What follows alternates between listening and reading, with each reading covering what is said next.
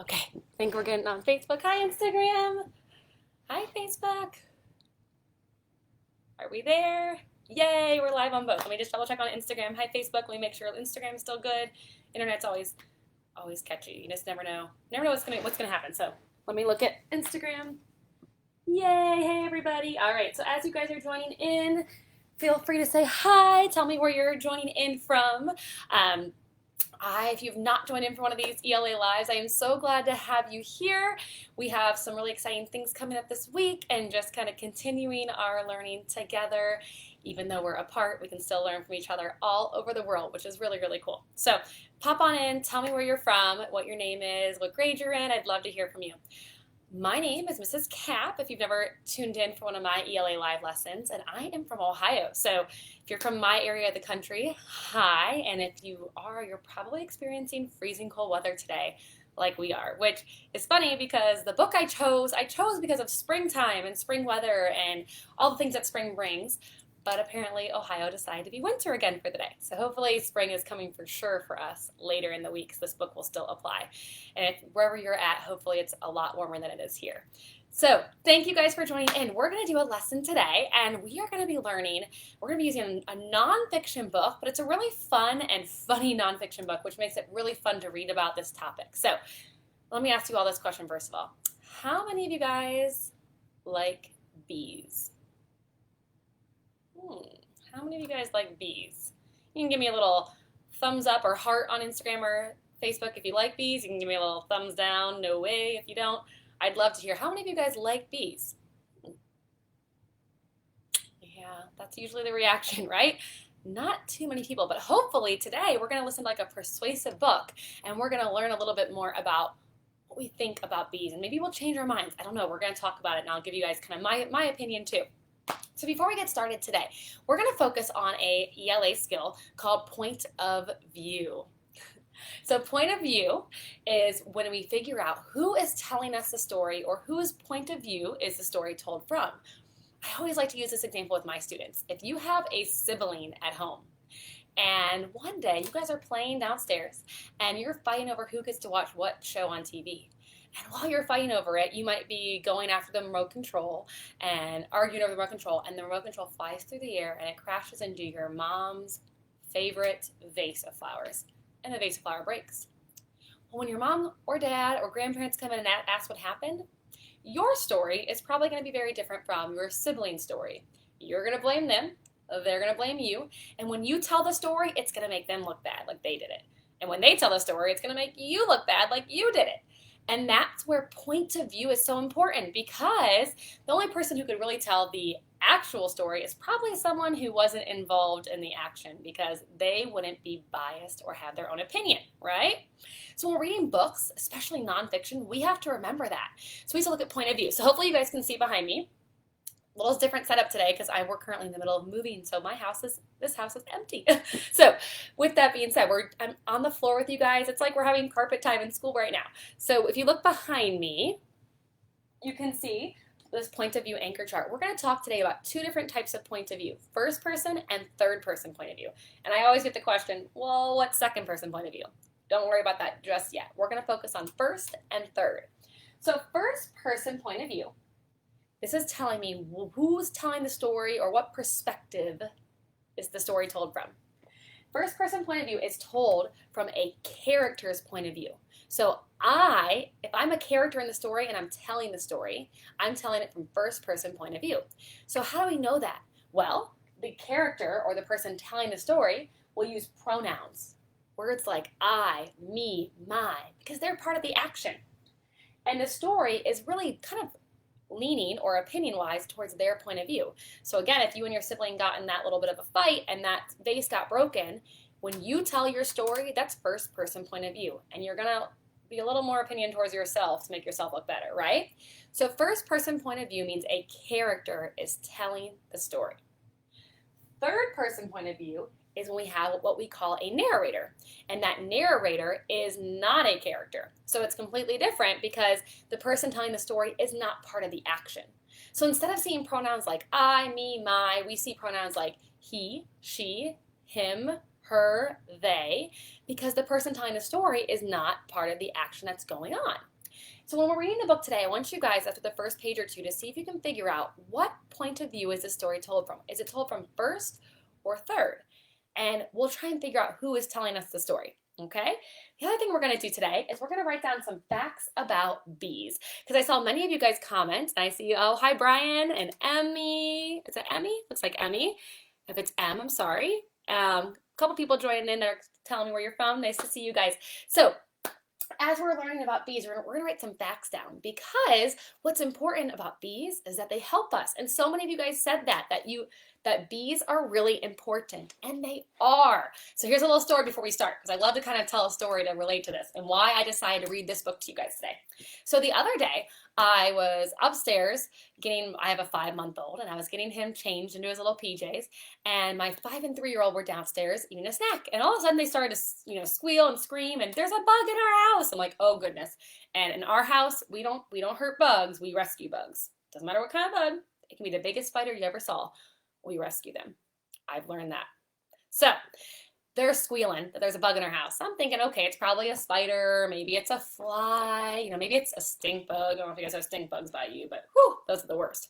So they come running upstairs. There's a bug in our house. And I'm like, okay, don't touch it. Mama will come get it. Just hold on 1 second.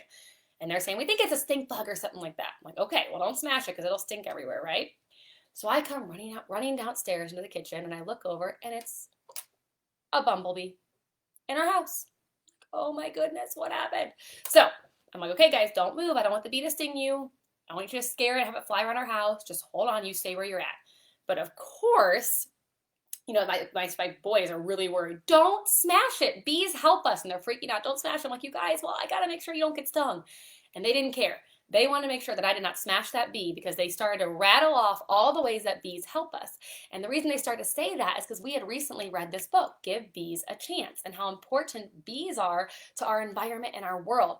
So they were right. They did not want me to hurt it, and I was not about to hurt this bee. So I basically got a cup, put it over top, scooped it up with a paper towel, and then I carried it outside and let it free. And no one got stung in the process, and the bee was okay. But they have learned at 5 and 3 years old these facts about bees to understand how bees help our environment. So they've changed their mind. They don't want to get stung, but they're not as scared because they know the good things that bees do. So we're going to read all about that. As I'm getting ready to read the book, if you know something about a bee already, if you have some schema or prior knowledge in your brain about bees, type it in the comments. I'd love to hear what you already know, and we'll see what else we learn and add to our schema during this book. Just kind of checking some comments. Oh, hi, from Pennsylvania. You're so close to me. You're probably cold, just like I am. Texas, you guys are probably really warm, and I'm really jealous. And Michigan, are we moving today? Yes, we're moving today. Actually, one of the moving trucks just left, so it's perfect timing for me to get a lesson in.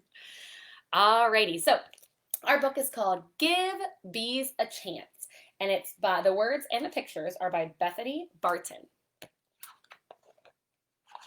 And listen for some facts. We're going to write some down, okay? And on the opening page, we see all these different types of bees that we're going to see too as we read the book. Give bees a chance. This is my best buddy, Edgar. We love all the same things, like board games and dinosaurs, strawberries and honey, and of course, bees. Except that I don't really like bees, Edgar said. Nope, don't think so. Sure you do. Didn't I tell you there are about 25,000 different kinds of bees to love? There's European honeybees and leafcutter bees and squash bees and mining bees and eastern carpenter bees and leafcutter bee and a southeastern blueberry bee and a yellow-faced bee and a horn-faced bee and a cellophane bee and a wool carder bee and a metallic green bee and a sweat bee and a common bumblebee and a cuckoo bee. Maybe? Like, oh my goodness, that's a lot of bees, right? And you said 25,000. So I'm going to add that fact to our facts up here about bees. There are 25,000 different kinds of bees. That's a great fact. I see some facts coming through from you guys too. That's awesome. Some of you guys said about how they pollinate. And there's worker bees, and they can die after stinging. Very good. All right, let's keep going. All these different kinds of bees. And then I told you all about the 3 types of honeybees. The queens, they're the female. Their job is to make all the baby bees, and there's only 1 per hive. Then there's the drones. These are the large males, and they have no stinger. They can't sting you. There's 300 to 500 of the drones per hive. And then there's the worker bees. They're small, they're females, they have stingers, and they do everything else. They gather nectar, pollen, and water, make honey, feed baby bees with larvae, build and protect the hive, make royal jelly to feed the queen, and more. And there's 30,000 to 80,000 of those types of bees per hive. Ah! Get them away from me! Blow gently on bees to make them scatter. Did you guys know that? I learned that from this book. You can blow gently on bees to make them scatter. We're going to add that fact. It's a beekeeper trick. All right. I think that's a good way to get bees away from you instead of swatting at them and making them upset, right? Blow gently on them.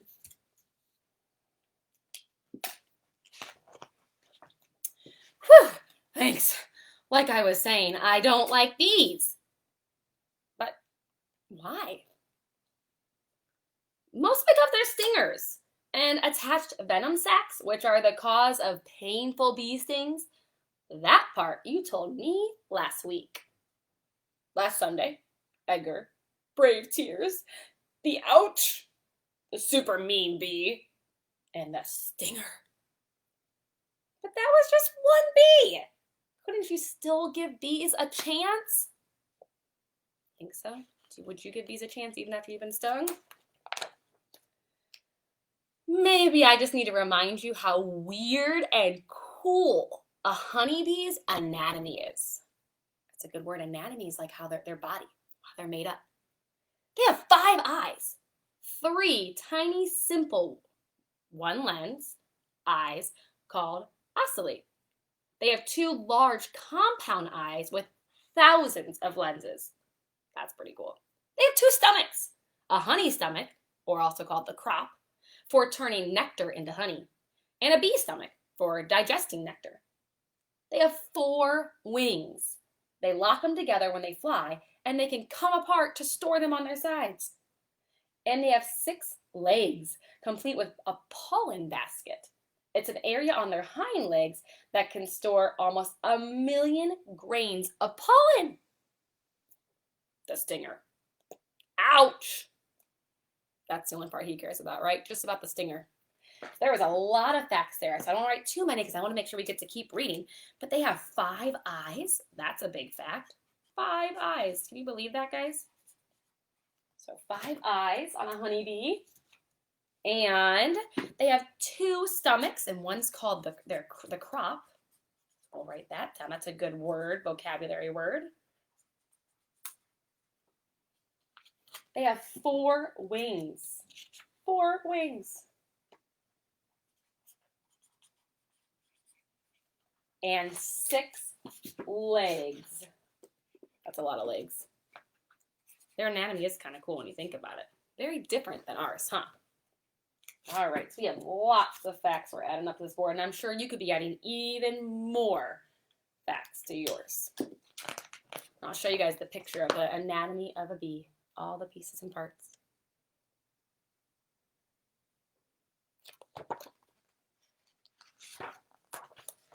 Maybe you just need some time to, get to know them. How about millions of years? Bees lived with dinosaurs. Scientists have found bee fossils from millions of years ago. And even ancient Egyptians kept bees. They had a hieroglyphic symbol for bees. In fact, honey from bees was found in Egyptian tombs. And it was still edible. You could still eat it. Oh, honey. So he likes the honey there from bees, huh? Perfect. Maybe you just need some honey. Bees make honey. Why are you telling me all this stuff? So you'll give bees a chance. Once you learn how great they are, you're bound to love them. I'm not so sure.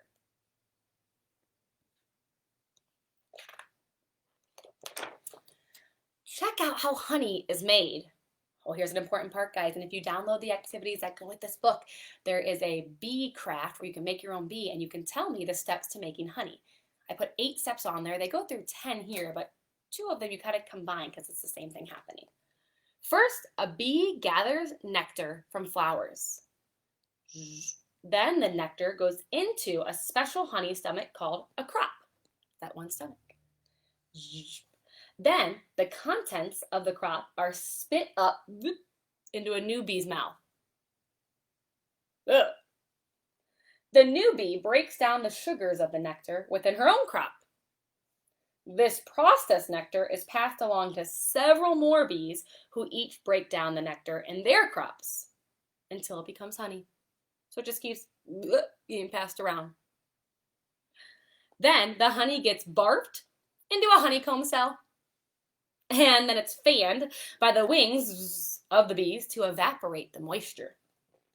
Lastly, it's sealed with beeswax to keep it safe until it's eaten. Did you say barf? Just 1 pound of honey takes 2 million flowers and thousands of bees to create. Too many bees!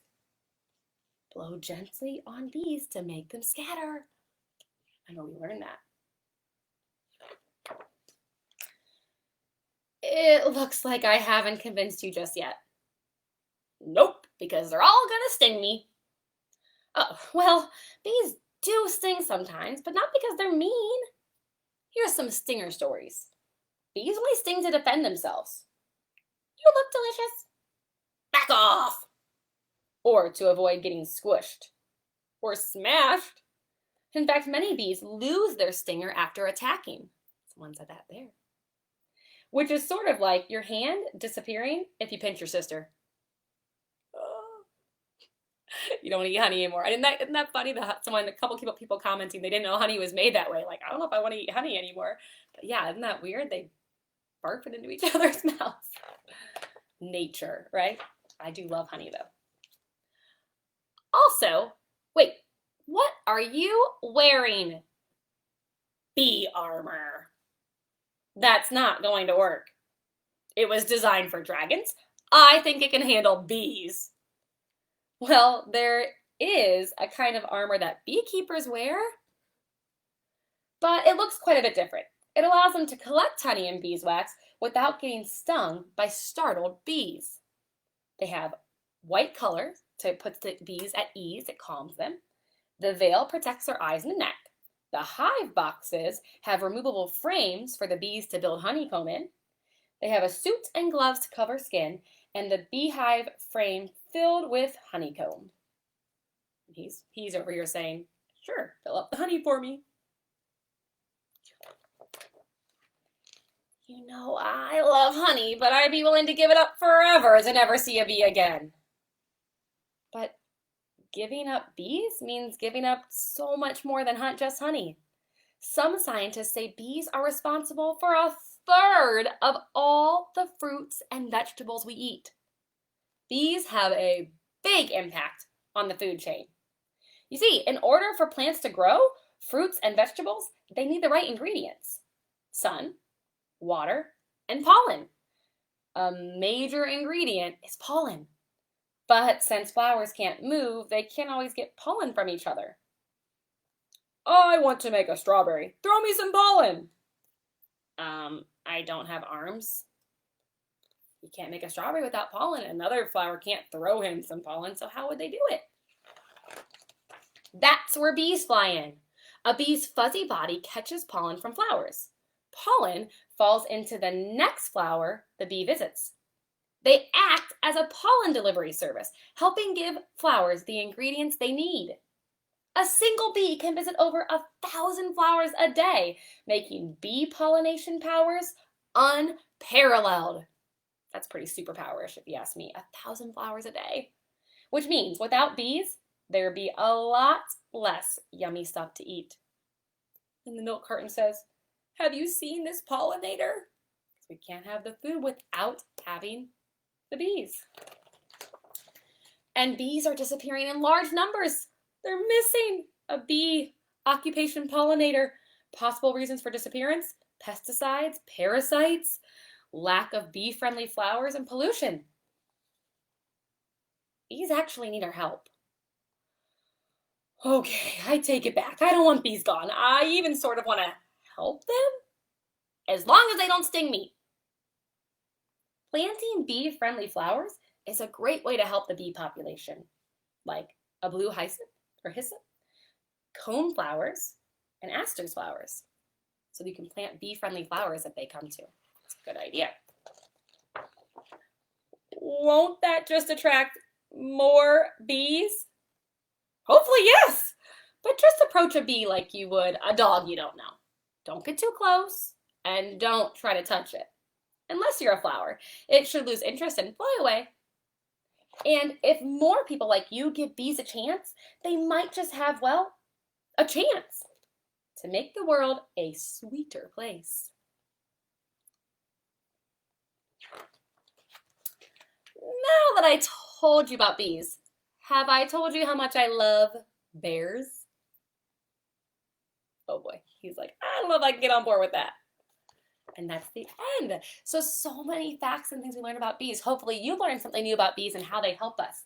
So today, if you guys get a chance, your teachers might send these to you, or your parents might be able to find them. My Instagram is @WildThingsLearn, and I posted a link to digital resources to go with this book and a PDF that could be printed.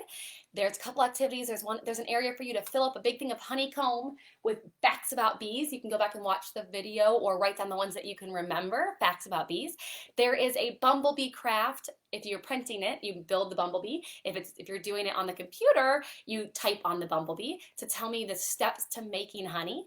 And there is a section for content vocabulary, because when we're reading a book like this, we have to learn new words that have specifically to do with bees that you might not have known before, like pollinator or anatomy or crop in this definition. So you can go in there and you can choose some and do some vocabulary strategies to learn the meanings of some new words. And I also gave you some extension activities to do. My boys love to make their snacks into shapes, so I gave you an idea of how you can make your snack for today into a shape of a bee. And you also can do some more research to learn more about bees in your area or bees that you know about. So thank you guys for joining in. I hope you love the book. Before we get off, did anyone figure out what point of view this story was told from? Was this story told from first or third? I'll scooch over so you guys can see the anchor chart again. Remember, first person, a character is telling the story. Third person, a narrator is. What do you guys think? First or third? You can type it in the comments right now. So was the person telling us the story, were they a character? Were they saying things like I and me and my? Or were they a narrator saying he did this and they did this? What do you guys think? I'm coming through. Good job thinking about it. You can type first or third, whatever you think. Or you can type 1 or 3 so I know what you think. Okay, got a couple people saying first. Good job. Ooh, someone said first, but it's a narrator. That's kind of true, isn't it? Very good. All right, so those of you who said first, you're correct. Right here he says, we can look at the very first word, or first sentence. This is my best buddy Edgar. We love all the same things. So because he says my, he's talking about himself and he's part of the story. And he says we, he's including himself as part of the story. Now, this is where it gets kind of confusing, because teachers, we could use this as a teachable moment. If they're talking about the bees, the narrator is kind of telling the story, but the narrator is putting himself in the story. So some students might get confused and say, oh, it's third person point of view because they're talking about the bees.